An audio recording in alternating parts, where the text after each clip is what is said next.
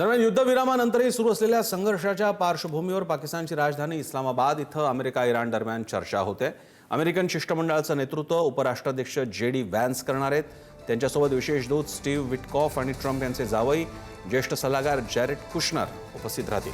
पाकिस्तानचे पंतप्रधान शहबाज शरीफ आणि उपपंतप्रधान तथा परराष्ट्रमंत्री इशाक दार या चर्चेचं यजमानपद भूषवतील।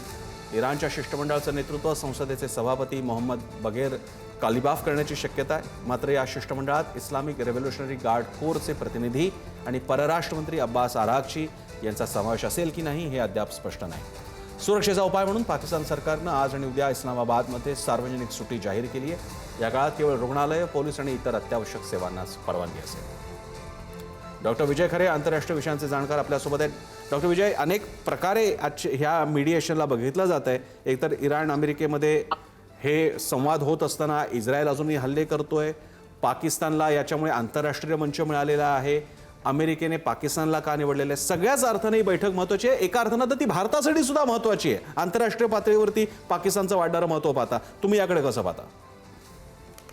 शीतयुद्धाच्या कालखंडामध्ये आपण जे संघर्ष पाहत होतो त्यावेळेस मेडिएशनची भूमिका करणाऱ्या राष्ट्रांची क्रेडिबिलिटी आणि त्यांचं महत्त्व आंतरराष्ट्रीय पटलावर फार महत्त्वाचे होते। आता सध्याचा हा जो संघर्ष आहे या संघर्षाची पार्श्वभूमी, त्याला आण्विक शस्त्राचा किंवा आण्विक युद्धाची भीती, संपूर्ण जगाला असणारा धोका, या पार्श्वभूमीवर ही चर्चा पाकिस्तानद्वारे करून आणली आहे अशा पद्धतीचे मेसेज जागतिक पटलावर गेल्यामुळे ज्या पाकिस्तानला आपण आतापर्यंत विशेषतः ऑपरेशन पराक्रम नंतर ते आज पावेतो ज्या आयसोलेशन मध्ये ठेवलं होतं त्यांना पुन्हा आंतरराष्ट्रीय पटलावर एक जिओ पॉलिटिकल ऍक्टर ज्याला म्हणतो, विशेषतः वेस्ट एशियामध्ये किंवा मुस्लिम राष्ट्रांच्या मध्ये जी मिनी नॅटो संघटना त्यांना पुढे आणायची आहे त्या अनुषंगाने आता पाकिस्तानने ही मीटिंग तिथे होस्ट करून एक प्रकारे जी 14 दिवसाची जी काही शस्त्रबंदी आहे याकडे सर्व जगाचं लक्ष आहे। यामध्ये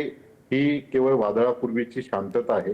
आपल्याला या चर्चेनुसार 100% पीस इस्टॅब्लिश होऊ शकते का, तर इथे शक्यता आपल्याला अजिबात पाहाव्यास मिळत नाही। त्याचं कारण की या संघर्षाचं मूळ जे आहे ते इस्रायल, या इस्रायलचे कन्व्हिन्स तिथे पूर्णपणे नसल्या कारणाने म्हणजे एकीकडे आपण ही अमेरिका ही चर्चा पाकिस्तानच्या द्वारे करते आहे, परंतु दुसरीकडे मात्र इस्रायल लेबनानवर एक बफर झोन तयार करण्यासाठी सातत्याने हल्ले त्या ठिकाणी सुरू ठेवणार आहे। त्याचबरोबर ही जरी हल्ले जरी ते शांतता प्रस्थापित झाली तरी रेड सी मध्ये हुतीज असतील किंवा हिजबुल्ला असेल किंवा हमास असतील, या 3 प्रॉक्सी संघटनांचा जो रोल आहे हा कसा असणार, याला कशा पद्धतीने खरं आहे आपल्याला ते बघावं लागेल। आणि यामुळे आता